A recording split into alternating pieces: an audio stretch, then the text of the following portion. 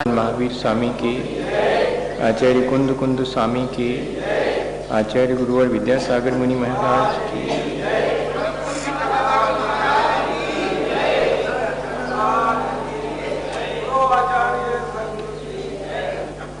हम सभी लोग भगवान जिनेंद्र की भक्ति का स्वरूप समझ रहे हैं और साथ ही हमारी कोशिश ये भी है कि हम उनके जैसे गुणों को प्राप्त करने के लिए प्रयत्न करें, भावना भाएं। जो भी सीखा जाए वो यदि हम अपने आचरण में उतार लें तो वो जो सीखा हुआ है वो सार्थक हो जाता है। शिक्षा के बारे में विनोबा भावे का कहना था कि हम पढ़कर के सीखते हैं वह अधूरा है, हम जो करके सीखते हैं वो पूरा है। हम भगवान की पूजा घर बैठ करके पढ़ लें या कि मंदिर में भगवान के सामने आकर उनकी पूजा करें, तो दोनों में अंतर कुछ समझ में आता है कि नहीं? आता तो है, क्योंकि घर में वैसा वातावरण नहीं है, वहां वीतरागता के स्मरण का उपाय ही नहीं है। वहां हम कितनी भी बढ़िया से पूजा पढ़ लेवें, लेकिन वह वीतराग छवि बहुत प्रयत्न करने पर हमारे स्मरण में आएगी। और जहां मंदिर में भगवान की वीतराग छवि सम्मुख है और वहां बैठ के हम भगवान जिनेंद्र की पूजा भक्ति करें तो वहां हमारे परिणामों में और वीतरागता आसानी से आएगी। अब थोड़ा और आगे बढ़ें। अगर भगवान की पूजा करने के बाद उनकी वह वीतराग छवि हमेशा के लिए हमारे मन में बस जाए तो फिर हम जहां भी रहें हमारे कार्य में वह जो भगवान के गुण हैं, भगवान की जो वीतरागता है, वो उनका जो स्वरूप है, वो हमेशा बने रहने से हमारा जीवन हम बुराइयों से बचाकर और अच्छाइयों की तरफ आसानी से ले जा सकते हैं। तो इसलिए एक तरफ जहां हमें वाही में भगवान की वीतराग छवि का दर्शन करना जरूरी है, वहीं हमें भगवान की उस वीतराग छवि से प्रेरणा लेकर के अपने जीवन में भी वीतरागता लानी चाहिए। ये अपन ने पिछले दिनों इस बात पर विचार किया था। वादिराज महाराज किस तरह से भक्ति करके और अपने जीवन को निर्मल बनाते हैं, उनसे हम प्रेरणा ले रहे हैं कि हम भी उनके जैसी ही भक्ति कर सकें। एक ही भाव स्तोत्र बहुत प्रसिद्ध नहीं है भक्तांबर स्तोत्र की तरह, लेकिन वह भी भगवान जिनेंद्र की स्तुति है। उसको हम पढ़ें और उसको हम सीखें तो लगेगा कि हाँ, सचमुच भक्ति इस तरह से की जानी चाहिए जिससे कि हमारे आत्मा का उत्थान हो। अभी तो हम भक्ति जो करते हैं वो हमारे बाह्य सुख सुविधा के निमित्त से कई बार करते हैं, लेकिन अगर उसे ही हम थोड़ा और आगे बढ़ा दें कि हम अपने आत्म संतोष, आत्म तृप्ति कहें या कि आत्म सुख के लिए या अपने आत्म विकास के लिए, अपने उस वीतराग स्वरूप को पाने के लिए हम भक्ति कर रहे हैं, तो ऐसी भक्ति भी हमारे जीवन को बहुत अच्छा बना सकती है, ऊंचा उठा सकती है। भगवान जिनेंद्र की भक्ति में दो बातें बहुत अनिवार्य हैं। हमारी जितनी उनके गुणों के प्रति रुचि होगी, जितनी हमारी उनके गुणों को प्राप्त करने की भावना प्रबल होगी और जितनी हमारी तल्लीनता होगी, ये दोनों चीजें अगर सध जाती हैं तो हमें उस भक्ति के द्वारा बहुत शीघ्रता से लाभ मिलता है। एक तरफ हमारी भावना है कि हम भगवान के जैसे गुणों को प्राप्त करें, बहुत प्रबल भावना है, इतनी प्रबल भावना है जैसे कि किसी की नाक थोड़ी देर को दबा दी जावे तो सांस लेना मुश्किल हो जाता, तो फिर 1 मिनट दबाने के बाद छोड़ दी जाए और उससे पूछा जाए कि तुम्हें अभी इस समय किस चीज की बहुत इच्छा थी, तो वो कहेगा कि बस एक थोड़ी सी सांस लेने का समय मिल जाए, इतनी इच्छा थी, और दुनिया की चीजों की कहते और किसी की नहीं थी। अब बताइएगा, वैसे रोज सांस लेते हैं लेकिन कभी भी ये ध्यान नहीं रहता कि सांस लेना इतना कीमती है। लेकिन जिस समय सांस अवरुद्ध हो जाए उस समय मालूम पड़ता है कि कितनी कीमती है। ऐसे ही हमारे मन में जब बहुत प्रबल आकांक्षा उत्पन्न हो कि अब तो संसार के दुख जो है वो हमसे सही नहीं जाते, हमें तो जैसे भगवान ने उस सुख को प्राप्त किया है, आत्म सुख को, उसको पाने की ललक हमारे भीतर उत्पन्न हो गई। तो एक प्रबल इच्छा हमारे भीतर, वीतरागता के दर्शन करने से, वीतराग भगवान की स्तुति करने से भावना प्रबल होती है। और फिर एकाग्रता उसके साथ में अगर बनी रहे तो दोनों चीजें मिल करके और बहुत बड़ा हमारे भीतर परिवर्तन कर सकती हैं। आचार्य वादिराज महाराज तो ये कह रहे हैं कि जिन क्षणों में मैं भगवान आपकी स्तुति कर रहा हूं उन क्षणों में तो मैं देह का मुझे भान ही नहीं रहा। प्रादुर्भूत स्थिर पद सुख त्वाम अनुध्याय तो में तो ये वाहम सहिति मतिर उत्पद्यते निर्विकल्प मिथ्यै वेयम तदपि तनुते तृप्तिम भ्रेष रूपाम दोषात्मानो बहुमत फलास्तत् प्रसादात् भवन्ति। भगवान प्रादुर्भूत स्थिर पद सुख, ऐसे आप जिन्होंने की अपने उस आत्म सुख को, शाश्वत सुख को प्राप्त कर लिया है, ऐसे आपके दर्शन करने से, आपकी स्तुति वंदना और भक्ति करने से ऐसा मन में भाव, ऐसी मन में बुद्धि उत्पन्न होती है कि आप समान ही मैं भी हूं। बताइए, इतनी तल्लीनता हो गई कि जैसे भगवान में ही हम समा गए, या कि मानो भगवान ही हमारे भीतर समा गए। यह जो प्रक्रिया है वो बहुत स्थूल नहीं है, बहुत सूक्ष्म प्रक्रिया है।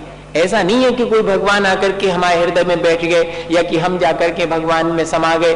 ये बहुत स्थूल सा लगता है, पर देखा जाए तो भगवान की जो वीतरागता है वो जिन क्षणों में हमारे भीतर आ जाती है तो समझो कि हम भगवान में समा गए या कि भगवान हमारे भीतर आ गए।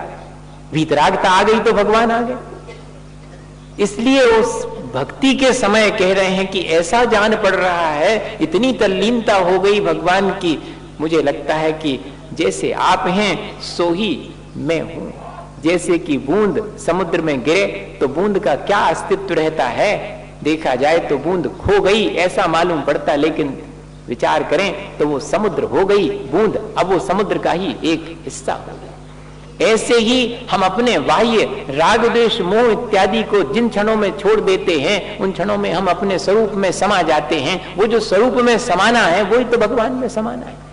ऐसी एकाग्रता जो है भगवान की भक्ति के समय आ जावे, थोड़ी देर को आती है, आती तो होगी, जब बहुत तल्लीनता हो जाती है तब ऐसा ही लगने लगता कि अरे यही तो मेरा भी स्वरूप था जैसा भगवान का है, मैं कहाँ इस संसार के प्रपंच में पड़ करके और अपने हाथ से दुख उठा रहा हूं, ऐसा मन में भाव आने लगता। लेकिन फिर कह रहे कि मिथ्यै वेयम, हालांकि भगवान आपसे काके में झूठी है जब बात बिल्कुल, अरे कौन हम आपके जैसे हो गए, मगर लगने लगता है आपके दर्शन करने से ऐसा।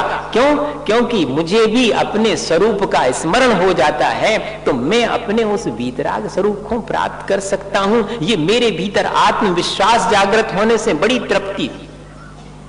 मिथ्यै वेयम तदपि तनुते तृप्तिम भ्रेष रूपाम, लेकिन यह जो विचार मेरे भीतर आता है कि मैं भी आपके समान ही हूं, मेरे भीतर भी वैसी ही शक्ति छिपी हुई है, ये मात्र विचार भी मुझे बड़ी तृप्ति देता है।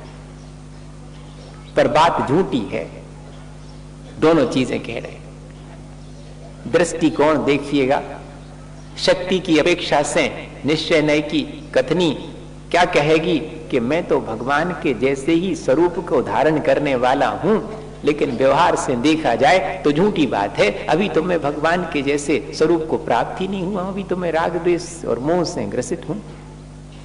एक मूर्ख व्यक्ति था गांव में, तो सब उसको मूर्ख ही कहते थे। अब उसको ये लगता था कि मैं तो मूर्ख हूं नहीं, सब ऐसे ही कहते हैं मूर्ख, एक दूसरे से सुन सुन के कहते हैं ये मूर्ख, मैं थोड़ी मूर्ख हूं। वो अपने होने मानता था मूर्ख। तो उसने सोचा कि इस गांव में तो सबको आदत पड़ गई हमें मूर्ख कहने की, हम तो दूसरे गांव में चले। अब भैया ठीक है, चले भैया दूसरे गांव की तरफ चले। अब बीच रास्ता में और एक कुआं दिखा तो हाथ मुंह धो करके और थोड़ा विश्राम कर ले, वैसा सोच करके वो उस पे बैठ गया। सो वो कुएं की जो पाट है उस पाट पे बैठा और पांव लटका लिए उसने भीतर की तरफ। अब एक आदमी वहां से निकला तो वो तो दूसरे गांव का था, वो वहां से निकला तो पानी पीने के लिए आया तो पहले नंबर पानी पीने से पहले कहता है कि कैसे मूर्ख हो तुम। तो वो जो व्यक्ति था वो कहने लगा तुमसे कौन ने तुमसे, जा बताओ पहले, तुम वो गांव से तो आए नहीं है जब जहाँ के हम हैं, तो तुम्हें क्या बताई कौन ने कि हम मूर्ख हैं। कहते भैया कोई ने नहीं बताई, तुम्हारे लक्षण बता रहे कि तुम मूर्ख हो, पांव लटकाए हो में। हमारा व्यवहार तो ये बता रहा है कि अभी मैं भगवान नहीं हूं, लेकिन क्या बात है, बिल्ली जो है उसका घर बन गया वहां पर नीचे। तो लेकिन मेरे व्यवहार से तो भले ही यह बात झूठी है, पर अंतरंग में जब मैं झांक करके देखता हूं तो मैं भी आपके जैसे ही स्वरूप को धारण करने वाला हूं। दोनों ही बातें हैं। क्या बात है। तो इस तरह अगर अपन विचार करें तो जब हम भगवान की भक्ति करें तो क्या देखें, हम अपने स्वरूप की तरफ देखें, और अपने स्वरूप का स्मरण करने से हमारे मन में बड़ा संतोष मिलता है। जैसे अपनी भूली हुई चीज को मिल जाने पर हमें सुख होता है, ऐसे ही भगवान की भक्ति करने पर हमें अपने भूले हुए स्वरूप का स्मरण हो जाने पर सुख होना चाहिए। लेकिन हमें इस भ्रम में भी नहीं रहना चाहिए कि हम वैसे ही हो गए। हमें बाह्य में जो व्यवहार है उस व्यवहार की अपेक्षा से तो देखा जाए तो अभी मुझे अपने राग द्वेष मोह को जीतना है। भगवान तो अपने राग द्वेष मोह को जीत चुके हैं, बस इतना जरूर है कि मुझे भी अपने राग द्वेष मोह को जीतना है। ये विचार भगवान के भक्ति से, उनके स्मरण से मेरे भीतर उत्पन्न हो गया है। और फिर कहते कि तृप्तिम भ्रेष रूपाम, सो ठीक है भगवान, दोषात मानो बहुमत फलास्तत् प्रसादात भवंती। आपकी प्रशंसा तो इसी बात में है कि कोई कितना भी पाप से लिप्त होवे, कितना भी पतित होवे, लेकिन आपके चरण सानिध्य में आकर के उसे पावन होने का अवसर मिल जाता है। उसको अपनी पावनता का स्मरण आ जाने पर वो अपनी मलिनताओं को हटाने लगता है और अपने आप ही पावन हो जाता है। आप थोड़ा उसे पावन करते हैं, वो तो आपके चरण सानिध्य में अपने आप ही अपने पतित होने के कारणों को कोई छोड़ देवे तो पावन होने में देर कितनी लगनी है।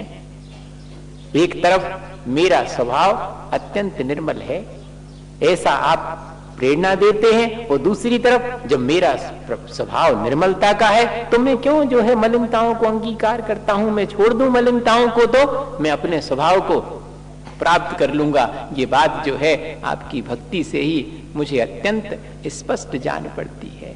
अपन को इस बात का ध्यान रखना चाहिए कि हम जब भगवान की भक्ति करते हैं तो अपनी निर्मलता और अपनी मलिनताओं को, दोनों को हम स्पष्ट रूप से देखें, और जितना बने उतना हम बाहर संसार में आकर, व्यवहार में आकर के भी अपनी निर्मलता को ही बढ़ाने के लिए उद्यम करें। क्योंकि संसार में तो जीव दुखी है, किस बात से दुखी है? अपने ही राग द्वेष और मोह से दुखी है, और कोई उसकी वजह नहीं, कोई उसको दुखी करने वाला नहीं है संसार में। ये चीज हमें भगवान की भक्ति से स्पष्ट समझ में आनी चाहिए कि निर्मलता तो मेरा स्वभाव है, फिर मैं जो दुख पा रहा हूं वो काहे से पा रहा हूं? मैं अपनी इस निर्मलता के स्वभाव को भूलने से दुख पा रहा हूं। ऐसा उसके भीतर में विचार आवे। अपन लोगों के अंदर ये मलिनता कैसे आती है? अपने ही विचारों से आती है। तो एक इसके लिए घटना मैं पढ़ रहा था, वैसे क्या पता मैंने सुनाई है कि नहीं सुनाई, अब आपको बताता हूं, याद आ जाएगी शायद। कि एक व्यक्ति ने बहुत भगवान की पूजा भक्ति करी, तो भगवान कहते कि देवता जो थे वो प्रसन्न हो गए। उन्होंने कहा भैया वरदान मांगो। ऐसे जो देव होते हैं स्वर्ग के, उनके अंदर शापानुग्रह शक्ति प्रभाव, श्राप देने की, अनुग्रह करने की शक्ति होती है। लेकिन जी ध्यान रखना कि पाप को उदय होवे तो वरदान ने फल है, और पुण्य को उदय होवे तो शाप कछु बिगाड़ने ले, जा भी ध्यान रखिए। हाँ, नहीं तो जा सोचो कि को के करे से कछु हो जाएगा। हमारे अपने पुण्य पाप से होता है। लेकिन अब ठीक है, कथा में प्रसिद्ध है कि भाई उनने कहा वरदान मांगो, तो इसने सोचा कि भाई क्या मांगे, हमेशा को बार बार को झगड़ा काहे को, ये कई बार मांग लो कि हम जो कछु मांगे सब मिल जाए, लो। तो ऐसा वरदान मांग लिया। उन्होंने कहा ठीक है जी, तो हम तुम्हें दे देंगे कि तुम जो मांगोगे सब मिलेगा, लेकिन तुम्हारे पड़ोसी को दूना मिलेगा। उन्होंने कहा जो और मुश्किल भाई, अब बताओ आप, अपने खो अपनी चीज मिल जावे इसका सुख नहीं है संसार में। जीव खो इस बात का दुख है कि दूसरे खो क्यों मिले। अब उसने सोचा कि देखें क्या होता है, तो उसने एक महल मांगा तो देखा तो पड़ोसी के 2 महल हो गए। उसने अपना माथा पीट लिया कि जो तो होगा हमने तो अच्छो करवेगा। अच्छा जबकि हुआ कुछ नहीं उसको जो एक महल मांगा था सो मिल गया, लेकिन पड़ोसी के भी 2 महल बन गए हमारे एक मांगे से। तो उसने वकीलों की सलाह ली। हाँ फिर अब क्या करें, ऐसे में तो जो है सलाह लेना पड़ेगी। तो वकीलों ने सलाह दी कि देखो ऐसा करो, तुम तो अब की बार मांगो कि एक कुआं हमारे घर के सामने खुद जाए। तो उसने कहा इससे क्या होगा, कि ले मांगो। तो मांग लिया उसने कि एक कुआं खुद जाए। तो देखा पड़ोसी के 2 खुद गए। तो उसने कहा अब क्या करें, कहती तुम जी मांगो कि हमारी एक फूट जाए आंख। अब समझ में आ गया, अब इसमें प्रसन्नता है। जे जो प्रवृत्ति है वो कैसी है, जे प्रवृत्ति हमारे ये तो मोटा उदाहरण है भैया। मनो करत अपन ऐसा ही है, ऐसो नहीं करत जैसो हमने कही है, मगर इसी रूप में करते किसी न किसी रूप में। दूसरे के अहित का जो विचार है वो मेरे हित में बाधक है, वही मेरी मलिनता का कारण है। ये विचार कभी नहीं आता संसार में। अगर देखा जाए तो जीव जो है यही अपने दुख का उपाय करता रहता, अपनी अज्ञानता से, अपने राग द्वेष और मोह की वजह से। इसका ये हो जाए, उसका वो हो जाए, काहू की धन हानि किसी जय हार न चिंते, कहते जरूर हैं लेकिन हमारे मन में यही विचार बने रहते हैं सुबह से शाम तक। और अगर ये आ जावे कि सब जीव अपने आत्मा का विकास करें, मैं भी अपने आत्मा का उत्थान करूं, ऐसा विचार निरंतर न रहे तो भक्ति सार्थक हो जाए भैया। और क्या चीज है, अपनी भक्ति उतनी देर के लिए सार्थक हो पाती जितनी देर भगवान के चरणों में बैठते हैं। और अगर वहां से निकल कर भी ये विचार बना रहे कि नहीं मेरे द्वारा किसी जीव का हित ना हो, सब जीव अपना हित करें, मैं भी अपना हित करूं, इस तरह से भक्ति हमारे जीवन को अच्छा बना सकती है। आगे और वादिराज महाराज कह रहे कि मिथ्यै वेयम तदपि तनुते, नहीं, मिथ्यावादम मलमपनुदन सप्तभंगी तरंगैर बागम बोधिर भुवन मखलम देव परियेति यस्ते तस्यावृत्तिम सपति विबुधास चेत सैवाचलेन व्यातनवंता सुचिरमृता सेवया तृप्नुवंती। भगवान एक तरफ तो आपके दर्शन और दूसरी तरफ आपकी वाणी का श्रवण, दोनों चीजें हो रही हैं। समूह शरण में अगर कोई बैठा होवे तो उसके लिए दोनों सौभाग्य प्राप्त होते हैं। अपन को इसमें से एक सौभाग्य प्राप्त है, अपन चाहे तो दूसरा भी प्राप्त कर सकते। हाँ, भगवान के उस वीतराग स्वरूप से मिलने वाला संदेश भी ग्रहण कर सकते, अकेले दर्शन नहीं, उससे मिलने वाला संदेश भी सुन सकते इन कानों के द्वारा। वहां समूह शरण में बैठी हो तो एक तरफ वीतरागता दिख रही और भगवान की दिव्य ध्वनि घिर रही, उसमें वचन उनके तत्व का प्ररूपण करने वाले वचन हैं। तो कह रहे कि वह जो वचन हैं वो तो समुद्र के समान है। तो वचन रूपी तो हो गया समुद्र और उसमें लहरें उठ रही, तो वो है सात्वाद रूपी लहरें। और समुद्र की विशेषता है कि उसमें कितनी भी आप कचरा फेंक दो, कितनी भी मलिनता उसमें चली जावे, लेकिन समुद्र क्षण भर में अपनी लहरों के माध्यम से वो सारे कचरे को उठा करके बाहर किनारे पर फेंक देता है। सो ऐसा ही कह रहे हैं कि आपके वचन रूपी समुद्र है, सात्वाद रूपी लहरें हैं, वे जितने भी मिथ्या मान्यताएं रूपी कचरा है, मलिनताएं हैं, उसको हटाने वाले। लोगों के भीतर ये जो भ्रांति हो गई है कि तपस्या करने वाले ये जो तपस्वी हैं, साधु जन हैं, इनके तो देह इत्यादि अत्यंत मलिन होती है, जैसा कि अभी सेठ कह के गए हैं। सो ऐसा जो मिथ्या फैल रहा है, वाद मिथ्या जो बातें फैल रही हैं, वे सब आपके वचन के माध्यम से अपने आप शांत हो जाती हैं। ऐसा वादिराज महाराज भक्ति करते हुए विचार कर रहे हैं कि आपके वचन रूपी समुद्र है मानो, और उसमें सात्वाद रूपी लहरें उठने से ये जो भ्रांतियां हैं नाना प्रकार की हमारे मन में 363 विभिन्न मान्यताएं हैं जो संसार में भटकाने वाली हैं, वे सब हट जाती हैं। इतना ही नहीं, एक कथा प्रसिद्ध है संसार में